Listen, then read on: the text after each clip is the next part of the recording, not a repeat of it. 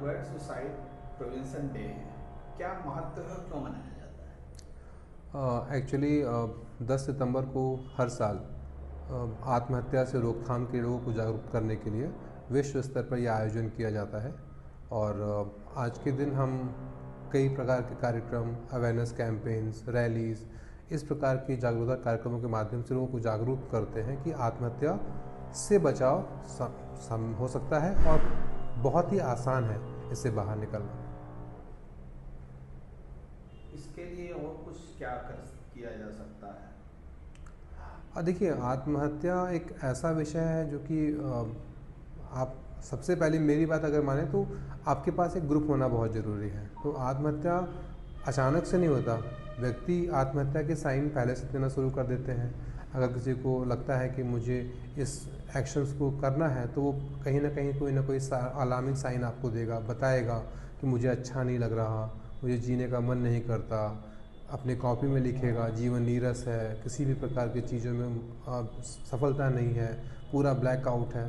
तो जब ऐसे वार्निंग साइंस हमें मिलते हैं तो जो हम घर के लोग हैं, परिवार के लोग हैं, दोस्त हैं, उसे इन्हें एड्रेस करने की बहुत ज़रूरत है, क्योंकि हम ही हैं जो किसी दूसरे को इस प्रकार के स्टेप से रोक सकते हैं। ऐसे लोगों को क्या कुछ पहले से करना चाहिए या कैसे लोगों के साथ में रहना चाहिए, कैसे उठना बैठना चाहिए? देखिए, दो चीज़ें हैं अपना इंडिया में। वो दुख दर्द किसी से बांट सके। जी, तो दो चीज़ें हैं कि भारत में जो शैक्षणिक परिदृश्य है वो बिल्कुल अलग है। यहाँ पर पढ़ाई का बहुत प्रेशर है बच्चों के ऊपर। घर का माहौल भी हम लोग बहुत विकसित कंट्री नहीं है, एक तरीके से विकासशील देश है, तो जो पारिवारिक माहौल है वो भी बहुत संघर्षपूर्ण रहता है अधिकतर लोगों के घर। इसके अलावा आजकल सोशल मीडिया है, मतलब एक तरीके से वर्चुअल वर्ल्ड से लोग कनेक्टेड होते हैं, तो एक्सपेक्टेशंस बहुत हाई हैं। और जब किसी भी कारण से कोई तनाव बच्चे के पास होता है या किसी व्यक्ति के पास होता है जिसे वो कोप अप नहीं कर पाता, तो उसके पास लगता है कि उसके लाइफ में आगे कुछ बचा नहीं, और इस प्रकार के क्षणिक आवेश में वो ऐसे कदम उठा लेते हैं। तो इससे बचने के लिए सबसे पहले तो एक बहुत इंपॉर्टेंट एस्पेक्ट, इसको हम लोग बोलते हैं लाइफ स्किल। तो लाइफ स्किल का जो एजुकेशन है वो किसी भी शैक्षणिक संस्थान में अच्छे से नहीं दिया जाता। तो ना केवल जैसे हम और आप हैं, हमें भी ये नहीं पता होगा कि हमें अपने आप को स्ट्रेस से कैसे बचाना है, हमें अपने इमोशंस को कैसे डील करना है।